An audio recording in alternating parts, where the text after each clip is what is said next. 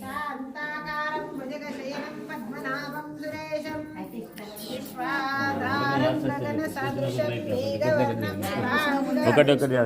लक्ष्मीकान्तं कमलनयनं योगिहृद्यानगम्यं वन्दे विष्णुं भवभयहरं सर्वलोकैकनाथं बोलो सत्यनारायण भगवान की जय।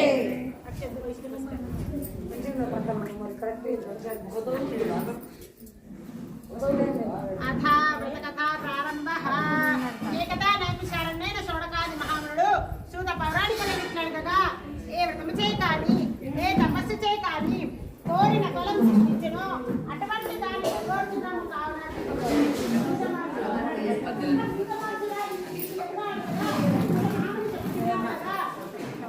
పూర్వమొకప్పుడు నారదుడు సకల లోకములు తిరుగుతూ మార్గ మధ్యంలో భూలోకమునకు వచ్చారు.